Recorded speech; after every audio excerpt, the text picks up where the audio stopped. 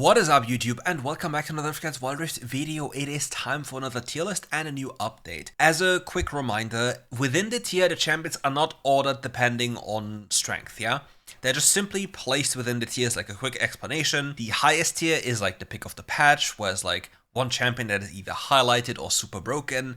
The S tier is the meta, A tier is off meta, and B tier is stay away from these champions unless you're one trick, really enjoy them, or like losing. First up, ladies and gentlemen, we have Aatrox as the most broken patch for the carry department, closely followed by Rumble, Gwendolyn, Ambessa, Fiora, Jax, all of these champions. Okay, Camille has been buffed. Camille still struggles into these champions, can defuse laning phases, and is a very good setup for the jungle, but not one of the best carries, which is a bigger problem. In competitive play, she shines a lot more due to like just being on the same page and focusing on certain plays like around your ultimate, but other than this, she's still not the strongest carry. She's just a decent one in the meta.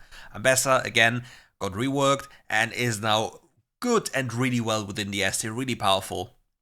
And if there's one of the weakest champions in that tier, it's probably going to be Ryze. I think Ryze is probably the weakest champion within the S tier in the Baron lane, but yeah, it is going to be okay. The Kalista changes are not live yet, but this is just going to be a prediction. Like, Kalista, before she got nerfed 19 times, was very broken in the Baron lane, like absolutely busted. Now with all the changes, I think she has potential again to be at least off meta and not just don't pick territory. So there goes that one. As for the tank tier, we have Poppy as by far the still best pickup that you can go for, simply because of the laning pressure and the dominance, the dive setup, and everything like that one. If you want to defuse laning and just scale for free and give your jungle the freest tempo advantage ever, go for Ornn and life is going to be good. If you want to completely deny an enemy champion, you can go for Narcissus or for Mordekaiser. All of these champions are still very much viable, and champions within the A tier are less powerful. For example, Singed cannot survive laning phases into people who actually know what they're doing and that are playing like meta champions. Other than this, feel free to pick anyone from the S tier because meta is kinda meta for a reason, because they're simply as powerful as they are. For the jungle role, we have, again, Aatrox super high up there, we have Ambessa being super high up there, we have Viego, we have Riven, we have Nocturne. All these champions within the Esther are beautiful meta champions. As for the recent buffs, what we have to keep in mind is the Camille changes do not salvage her jungle role. It makes it more obnoxious in the late game because she has more damage on her W Smite Secure. But still, she's not really one of the best jungles to have there. As for Olaf, you can most definitely argue that you can put Olaf into the S tier, however for me he's still like a very conditional pick. You do not want to lock in every single game, or can't even like remotely blind pick. As for the weakest champions within the S tier, I want to name them briefly. I think Shyvana is one of the weakest champions in there. I think Hecarim has clear weaknesses compared to like before. Blue Kayn is not strong at all. And I think this covers this one pretty well, I think. Now for the tank tier, we have seen some nerfs to Amumu, but the problem is, like, if you compare him to other champions within the tank department, what did really change for him compared to the other champions? Yes, of course, you can pick Volibear now as similar, like, as powerful as Amumu. Maybe you can pick Poppy, but the thing is, nothing is as simple as Amumu, yet effective. So I think for me, Amumu remains in that category up there, unless he gets changed again. If you have any other like thoughts about this, let me know in the comment section below. If you think another another champion is easier, and for Mordekaiser, like I have him here, like even though he's a carry champion, but you get the idea. As for the mid lane, Orianna is still by far the best mage from my perspective, simply the most powerful one, the most blind pickable one. And then every other champion within the S tier is still very powerful depending on the context you pick them in. They're still blind pickable, at least a few of them, but blind picking, for example, Ryze can really hurt you in the long run because the enemy might just pick Orianna or Syndra or any other long range mage and just completely kill you. As for the A tier, again, off meta, not really played a lot or very conditional. As for the B tier, if you're wondering, Twisted Fate got buffed. The problem is the champion still doesn't do damage, is dependent on the team, and the ult change doesn't save the champion from his like main issues. Karma, you can argue you can put into the off meta tier. She's not necessarily super weak, but I also don't think she's very good in mid lane and should rather be played in a support role.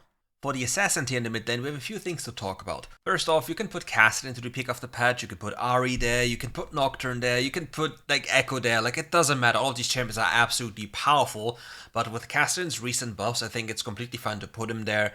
But yeah, all the other champions are more than fine. Echo is super broken by just getting Prion to invading level 1. Ahri is an absolute annoying champion right now, completely overtuned with her Malignant Lichbane build and Boots of Mana. She just has way too much power, way too much utility with the ultimate, and is just way too good in terms of dealing damage. And the game for Kassadin might just be over too fast because he can't respond to these champions as fast as they can maybe pull ahead. The most underrated champion in the mid lane assassin tier is probably going to be Katarina. I barely see Katarina, though she's most definitely the placement I'm not the most certain about. So maybe she can be put higher, but still, I think fundamentally speaking, she's not on the level as the other in the meta tier.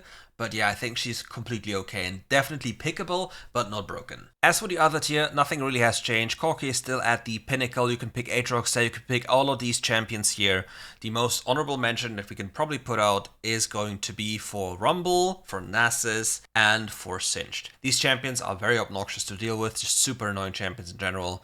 So yeah. And the by far weakest champion within the S tier or meta tier is going to be Sivir in mid lane. For the AD carry tier, we have the Corki champion as the best champion still, closely followed by champions like Ezreal and Varus. These two champions, or three champions, are super powerful, super scaling, insane damage potential, and other champions within the meta tier are more or less conditional champions, like Draven, Samira are duo Q champions with heavy engage, Xayah as an counter-engaged champion, Lucian with a Nami, Misfortune as a lane diffuser, and Kai'Sa as a hyper-scaling enchanter champion, and Zeri into heavy shielding comps. For the A tier, I've put up the Kalista champion from B into A. The hotfix changes, or the changes, are not yet live, but it will definitely benefit her. It will make her better into like an off-meta champion or a conditional champion that is only playable in duo, by the way. Don't play a solo queue, do not do this to yourself. But I don't think these changes on all the buffs to her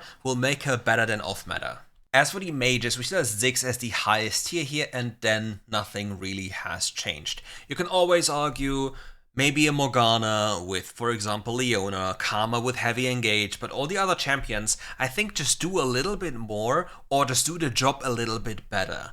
Because, for example, Morgana level 1 is very susceptible to just, losing priority, getting then invaded on, for example, your kerxx side, and all of these problems. As Morgana, however, scales, things become super easy for her. She just has to press the puddle somewhere and just walk away, and life is beautiful. Other champions, for example, like Karma, have an easier way to just dominate with a good support. But again, for me, like from my perspective, the other champions within the meta tier just do it, they just do it better. And that's what I want to look at. Like, I want to see it, like, I want to look at champions that do things consistently better than their other champions, like their peers, and therefore are, like, in a higher rating or, like, higher class, higher tier, whatever you want to have it. As for the support champions, for the Engage tier, we have Nautilus as the absolute pinnacle of support champions. Engage absolutely broken and just a very toxic champion in general, be it with the level 1 invades, be it with level 1 all-ins, trading flashes to abuse Hex Flash, all these things are just batshit insane. So yeah, like nothing here changed at all. If we talk about the changes, let's look at the Protect tier here. I've put Milio back into the pick of the patch. However, this is very important, I do not think that the zillion nerfs are going to kill the champion in any capacity. The AP build is still superior by a lot, and I think this champion is still easily on the same level with Milio, and you just can't force into him lane-wise. You just still can't really do anything into him, even though he got nerfed. The only thing I have questions about is the passive, because I don't have the values in the game, because the game doesn't give it to you. But yeah, here we are. Anyway, like if you want to play Enchanter, pick Milio, pick Nami, pick Zillion, pick Seraphine, like every champion within the S tier, and Braum into like engaged champions or like heavy projectile based champions, and your life will be so much easier. But please, for the love of WildRift, do not go redemption on any of these champions apart from potentially Braum. Okay? Don't do it on any of the other champions. It's literally griefing. And I know I'll have people in the comments say, but China does it, they do it, top 1 does it, blah blah blah. I don't care. Please read your champion scalings, please read what your champion does, and then you'll quickly realize it doesn't do anything on your champion, and you're actually lowering the value of your champion, and you're being solely carried by how broken your champion is from the base kit's perspective, compared to how broken you could be by building right items. To put that one into perspective, people are still building Boots of Mana as well as Ardent Sensor first item on Nami when you have Lucidity Boots, as well as Harmonic Echo. And for Zillion, please take a look at your AP scalings. Look at your AP scalings on your champion and think about, is it really that good of an idea to build Redemption? Because in the past you built Redemption because having other boots would be impossible for you, because you would go for defensive boots, and then you'd fix your mana issues entirely with Redemption. Then you'd have no problems anymore. But now you have Lucidity Boots, which fix all your cooldown issues, and then you can just go straight into other utility items that actually help you as a champion, compared to building Redemption to have even more haste, but then your spells don't do anything apart from their base values. And for the carry tier, you know what it is. Karma is still going to be the absolute queen. This champion is absolutely broken in the support tier, so enjoy this champion, play this champion, print free LP. You know it. And as for the S tier, that's the meta. And the A tier, highly conditional. Like, I wouldn't even call Swain conditional, to be fair, it's just bad. But Brand, that is a highly conditional champion that can absolutely outperform the entire enemy team if they're super tanky and you just need some extra AP damage and don't have it on your team. And with that, we're at the end of today's video. Thank you for watching. If you enjoyed this video, leave a like, subscribe to the channel, and come back for more. And don't forget to use code kerxx for the zoo to save big time on wild cores, giftable skins, and other digital goods. See ya!